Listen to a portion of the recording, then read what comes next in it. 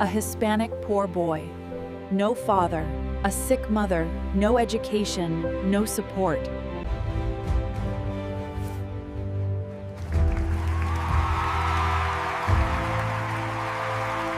The private hangar of one of India's busiest and most modern airports was bustling with activity since early morning. This was not an ordinary day. Thapar Aviation, considered the country's largest and most prestigious aviation company, was about to undertake the longest flight in its history. The company had recently acquired a state-of-the-art private jet, the Skymaster X900, worth not millions, but billions. This aircraft was not just a machine. It was a symbol of Samir Thapar's prestige. Samir Thapar was a name in the aviation world that made even the biggest industrialists sweat. By the age of 45, he had built such a vast empire on his own. Strict discipline, passion for work, and zero tolerance for mistakes were the hallmarks of Samir Thapar. The country's home minister and many foreign investors were scheduled to board today's flight. If the deal was finalized, Thapar Aviation would become the largest company in Asia. The massive white and golden jet, parked in the hangar, gleamed in the sunlight. A red carpet was laid out, and the team had decorated it with flowers.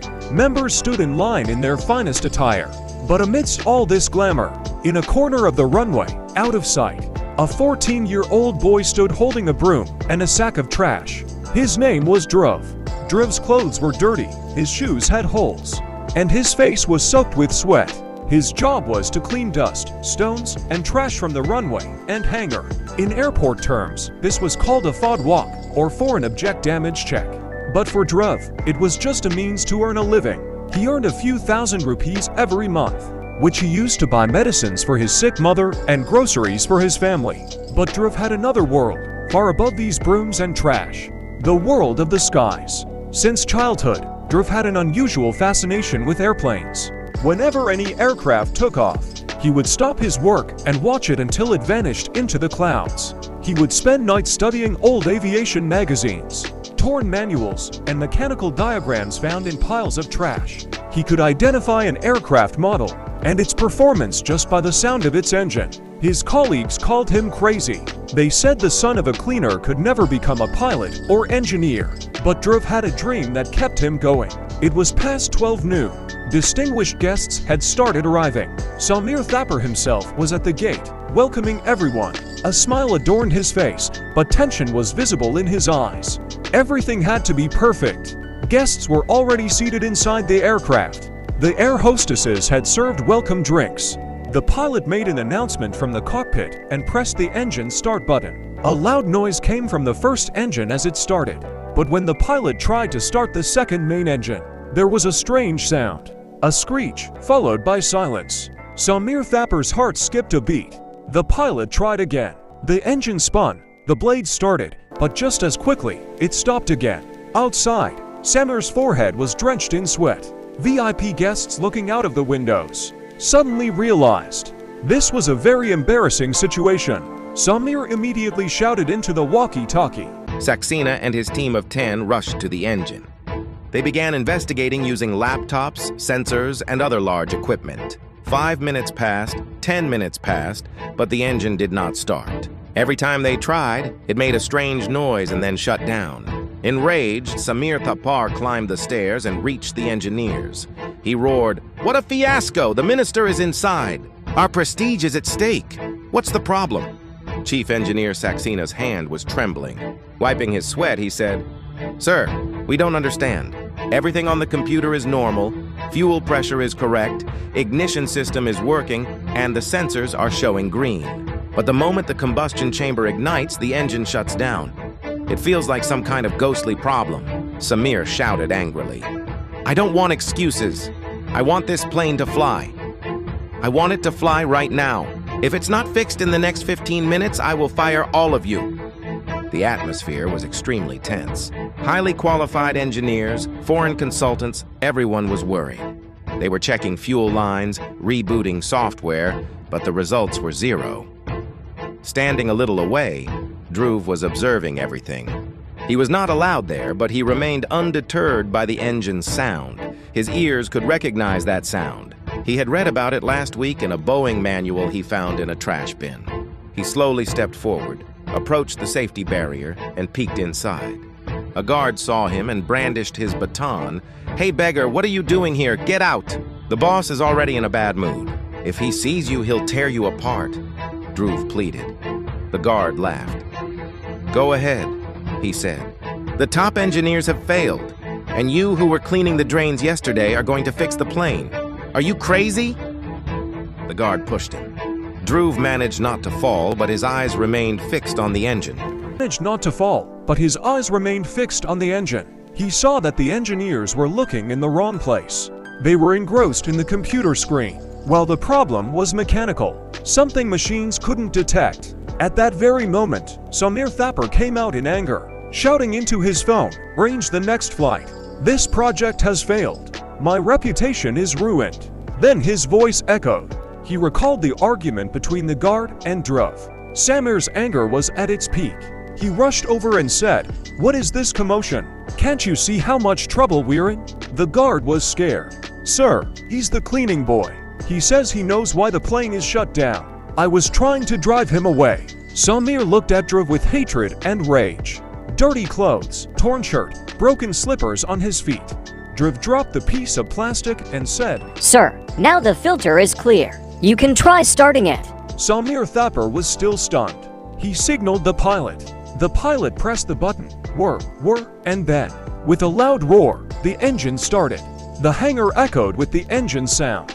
This time the engine did not stop. It roared at full power. All the meters showed normal readings. Success.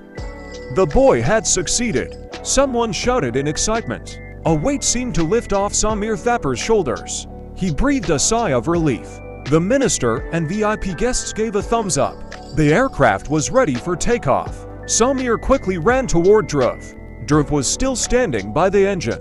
His hands were blackened. His face wore a humble smile. Samir wanted to hug him, but stopped when he saw the dirt. He placed a hand on Dhruv's shoulder. "Son, what you've done today is nothing short of a miracle. You saw what even the top engineers couldn't. You are no ordinary cleaner." Dhruv bowed his head. "Thank you, sir. I just love machines." Samir took out a bundle of notes from his pocket, but then paused. He thought giving money would insult this talent. He asked, "What is your name, and how do you know all this?" "My name is Dhruv, sir, and I read books that people throw away. I don't have money to go to school, so I learn by observing them." Samir was deeply impressed. He studied Dhruv carefully. Due to sweat, the top button of Dhruv's shirt had popped open, revealing his neck. Samir's eyes fell on a special locket hanging there, made of silver, with a crescent moon and a small star in the center. Samir's knees felt weak, his face turned pale. He would never forget that locket. It was not a piece of jewelry you could buy in the market. He had designed it himself 15 years ago for his wife, Priya. Samir's hand trembled. He gently reached for the locket. "Where did you get this locket?" Samir's voice trembled with a strange anxiety. Dhruv clenched the locket in his fist, as if afraid someone would take it. He said, "This belonged to my mother, sir. She used to wear it when I was a child and told me it was a token from my father, who left us." Samir felt as if a dagger had pierced his chest. 15 years ago, the day replayed in his mind. Samir had been poor, struggling. Priya, his wife, had always stood by him. But he thought that poverty made Priya unhappy. Then a misunderstanding occurred. Samir believed Priya was betraying him for a rich man. In anger and pride, he had thrown Priya out of the house. Priya cried and tried to explain, but Samir refused to listen. At that time, Priya was pregnant. Samir did not know, or rather, he refused to believe, that the child was his. He left the city, built his empire through hard work, but now, seeing that locket on the boy's neck and noticing his age, Samir's mind and heart testified. "What is your mother's name?" Samir asked, trembling. Dhruv, surprised, said, Priya Sharma." Samir broke down in tears. Everyone present was stunned to see the powerful businessman crying before a cleaning boy. Dhruv nervously asked if he had said something wrong. Samir sank to his knees and held Dhruv's dirty hands. He asked Dhruv if he would take him to his mother. Dhruv hesitated, mentioning the flight, the minister, and the guests. Samir ordered the flight cancelled and the guests sent on another plane. He declared that this moment was the most important destination of his life. Samir held Driv's hand and guided him into his luxury car. The same guard who had earlier pushed Driv now saluted him. Confused and overwhelmed, Driv sat carefully in the plush seat, afraid of dirtying it. Samir instructed the driver to start the car.